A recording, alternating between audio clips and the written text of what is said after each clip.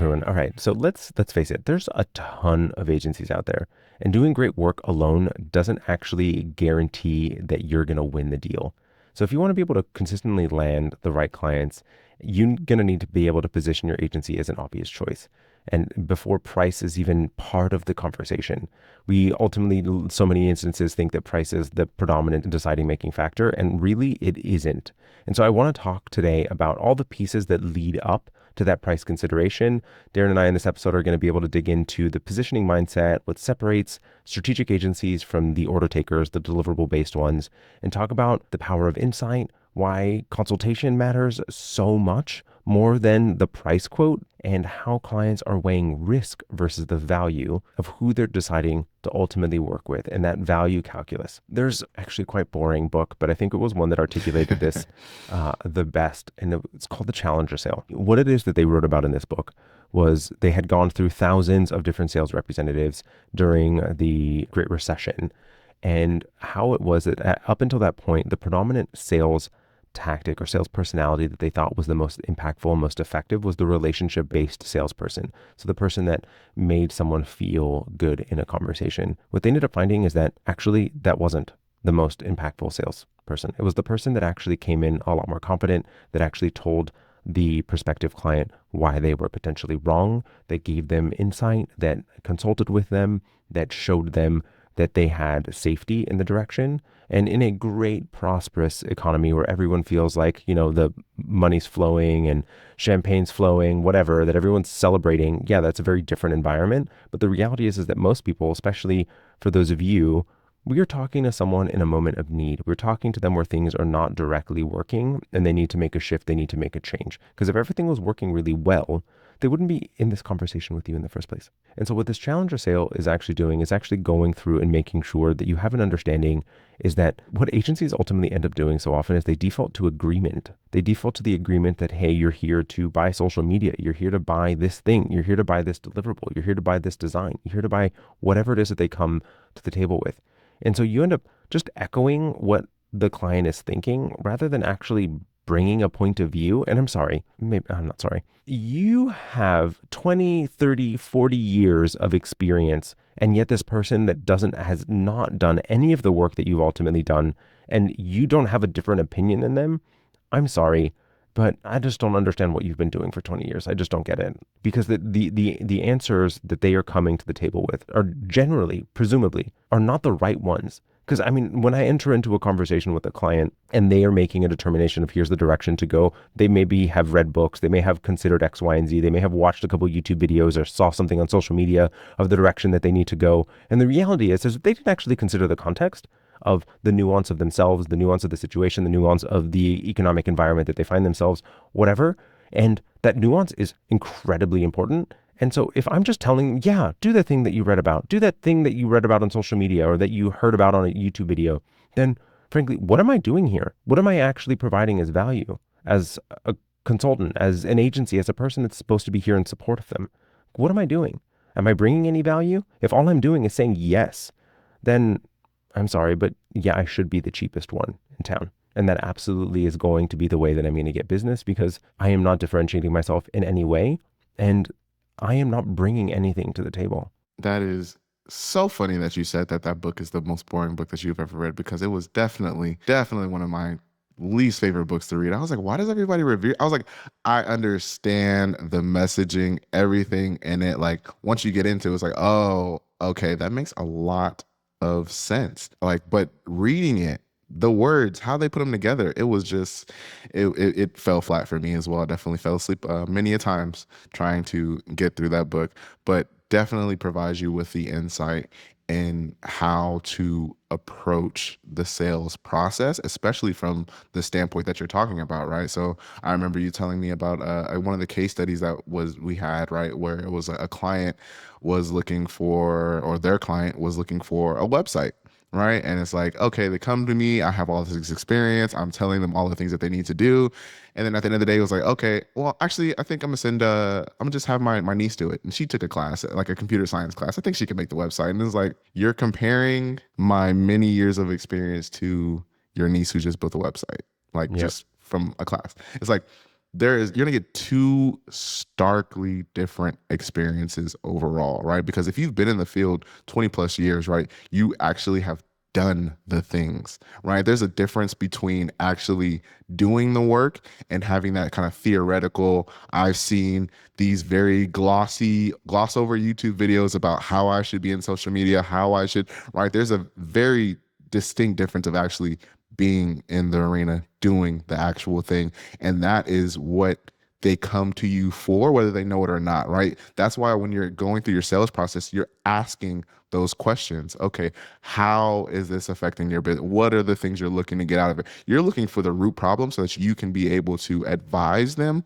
on how they should solve it, right? Oh, actually, maybe social media isn't the way that you should go. You should think about doing X, Y, Z, right? Maybe the media, like these are the different insights that you're able to provide, and you're much more likely to retain that client for a much longer time, because then they'll see you in that position of like, oh, this is my marketing guy, this is my creative guy, like he has helped us, build our brand and taken us a direction. They can offload that part of their brain and just like, okay, I understand, I have that trust, they're going to handle it, I feel right? Versus comfortable.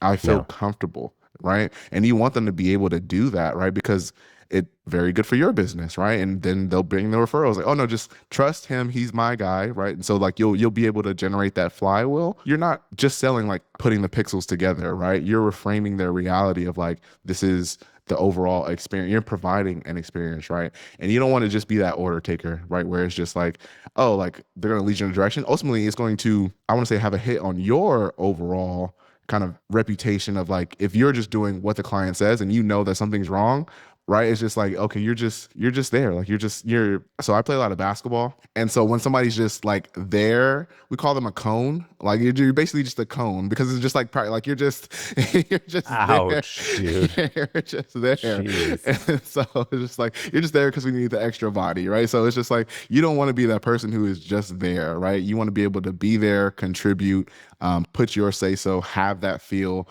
in the game, and leave your stamp on it and lead the people in the right direction. I thought I was rough. Um, yeah, there was a conversation that you and I had. It's been several months. We were talking about AI, and I think that we were talking about like, yeah, they're going to start to teach AI components in college and whatever, right? And I'm sure that's true. They will. But the comment that I made to you at the time was, well, how much of what you learned in school do you use at work every single day? And you're like, almost none. And the reality is that the practical piece of it, it's like there's no difference between you and reading a book then, right? And if that's the case, exactly as you gave in that example of a guest on the podcast where she was in a proposal conversation where she ended up being told no because a niece from a community college had just taken a design course, a web design course, then I'm just going to pay her to do it.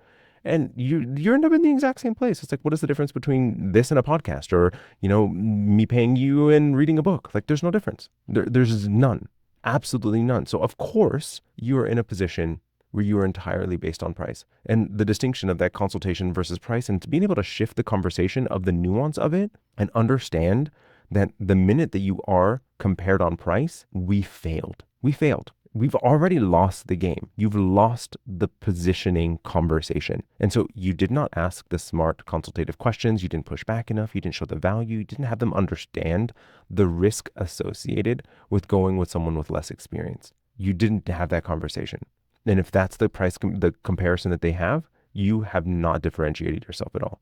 And that is a huge problem, and something that you need to be more introspective on. And what most people do in that moment is, well, I just need to go look at what other people are charging, or I am charging too much, or X, Y, and Z. And don't get me wrong, there are instances where maybe you are outpricing yourself in the market, but 99% of the time, we'll say 95, we'll give a little bit more nuance there. 95% of the time, that's a very clear statistic, that it's not actually about price. It's actually the way that you've articulated your value and had a conversation leading up into that point. And it's very vital to understand that clients don't want stuff. They don't want a thing. They don't care about the design. They don't care about the brand deliverable, the identity, the brand guide. Like, they don't care about that. What they care about is clarity. They care about outcomes. They care about money in their bank account. Like that's what they care about. Or a promotion if you're working with someone at a larger enterprise business that allows for them to take the next step in their career and have success and acknowledgement for doing a good job. I think one of my favorite experiences, time and time again, because this always happens, is when somebody comes in and we're like, okay, you're gonna triple your price. What? I I don't like, do you understand? I would get no, I wouldn't. It was just listen. We just want you to. We're going to reframe the way that you're going in and articulating your value. And when you say the price, it's just saying the price. It's just a number, right? And it's like, oh, I don't know if I could do this. It's like they may come in with a 30% close rate, say the new price, 29% close rate. It's like, listen, you just tripled your business and you've done no extra work. You've just been able to articulate the value that you've been providing to these clients in a different light, right? You understand the place that you're coming from. Like that is always like one of my favorite kind of light bulb moments. And they're like, well, how far can we go now? Like, it's just like how much, when do it stop? And they also just understand, and it reframes the value for them as well, because they're not in that comparative state where it's just like, okay, John down the street charges $20 for a logo. I'm going to charge $20 for a logo, or I'm going to charge $19. It's like, no, no, no, no. Understand, what does the logo mean? How are you packaging it? All of the things that is going to allow for your client ultimately to have that experience, and how you put it together, right? And the more that you do, the more experience you have, the better you're going to be at this, the more that you're going to be able to be in that consultative role, give them that nuance. Yeah, he's like, would I want to go to the heart surgeon day one out of, what is it called, residency, or do I want to go with the heart surgeon year 50 out of, yeah, I'm gonna go with the year Maybe not 50 guy. 50. We'll do like 25. Yeah, but 50, you yeah, get what I'm man. saying. A little shaky in the hands. Yeah. Let's get someone steady. Yeah, but They you can you stand there get for what I'm those saying. hours. But yeah. It's definitely the risk value calculus, really, right? The higher the risk profile for something, then the less that they're going to actually see, or at the very least, you have to be able to articulate how you're going to mitigate that risk. It's like, what is first defining the risk factors in it? And then how exactly do you go about mitigating that risk? Because if you're not having a conversation with them about how to mitigate the risk factors and what it is that they're doing, then the question is, well, why is this so expensive? And the reality is in the world where we have Fiverr and Upwork and Design Pickle that are out there in the world, the reality is that there's always a cheaper option. There's always a cheaper option. And the reality is that you need to be having a conversation more about the risk that is mitigated by a process, that is mitigated by a system, that is mitigated by my experience. We have relevant case studies that allowed for people to achieve this. We have the amount of frequency, our success rate is X, our success rate is Y, that allows for us to have outcome-based approaches, proposals that are put in front of them that allow for them to have really clear understanding. I mean, I think that the reality of being able to say something extremely powerful like this right before showing the price, it's like the reality is that all we have to do is hit half of your goal to 10x the investment that you would make with us. So all we have to do is increase your amount of conversion on your website by 0.5% in order for us to 10x the amount of money that you would spend on this site in just a year. And the reality is that we, on average, are doing 3%, not 0.5, and then showing the price. Like the power of having the data that says those things and also knowing that information going into presenting the price changes the entire conversation. Because yes, they're buying an outcome. They're buying the impact to the business. They're buying the result. And if you're not having a conversation about the result, then what are we doing here? What are we doing? They're not buying a new website. They're buying more sales. They're buying greater trust. They're buying growth to the business. They don't just want a pretty design. Mind you, I like pretty designs all day long. But that's not what they're buying as a business. I think that reframe is so powerful, right? It's just like, oh, you pair something where it's like, it just seems minuscule, and then just pairs it to the business gain. It's like, oh yeah, 0.5%, 10x gain. Oh, really?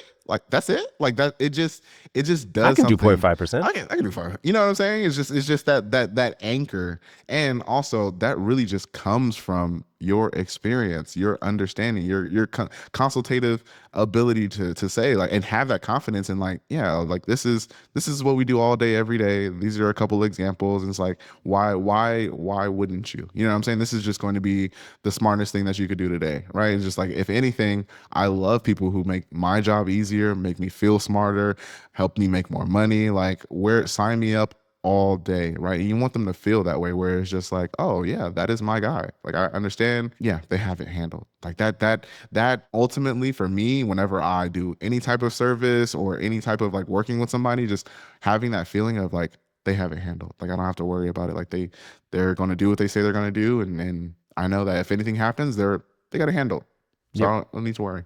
And saying no to this agency is so much more risky than saying yes. That Right. the idea of not having them in the room is actually the riskiest decision I could possibly make. And the reality is that the best agencies are not chosen based on their pitch decks. They're not chosen just based on their price. They're chosen because they led with confidence, they led with clarity, they led with conviction, they led with experience. I mean, the reality, there was multiple clients in a conversation like mastermind call that we were having, and someone asked one of our clients, the current client today, they asked him of like, what are you doing? Like, what is making this like difference? Because like the reality is that if I could bottle your energy and confidence, like I would just be off to the races. And he still today is one of the most incredible closers that we have worked with. And the reality is that he doesn't have these like big, beautiful decks that he's using. In fact, what he's doing more often than not is like, oh, this reminds me of this scenario that we had with X, Y, and Z client. I'm going to go, well, hold on, and just goes and grabs the Figma file. And frankly, if I'm watching the sales recordings, like he's so like ADHD and what it is that he's doing with the design, like flipping in and out, zooming in and out, moving around too fast. But like the reality is that the way that he's talking about it, the context by which he's using of how he's taking what it is that that current client is experiencing and why they have done this specific design element that resulted in this impact to that client's business and why it was such an important thing and the psychological studies that they considered and the nuances behind what it is that they did and the reason why they went about this design element versus that design element in a conversation just creates for so much safety. And positioning is about showing up as a partner, not a vendor, not giving them deliverables. We're not offering them, well, do you want fries with that? Like, that's not who we are. Remember, teach, don't chase, consult, don't convince, and always tie the work that you are doing back to the impact, to the goals, because that's how you're going to be the obvious choice and you're not going to be compared based on price. Hey everyone, thank you so much for listening in today. With all of the shifts in the industry, it is easy to feel overwhelmed or unsure of your next move. So I'm not here to try to sell you anything. I just want to give back and guide you through the uncertainty. Whether you're navigating new trends or just need some clarity, we're here to listen and offer advice. Head to creativeagencysuccess.com/chat to book a free 15-minute chat with an agency mentor who can provide you with a fresh perspective. Let's figure out the best steps for your agency's growth together.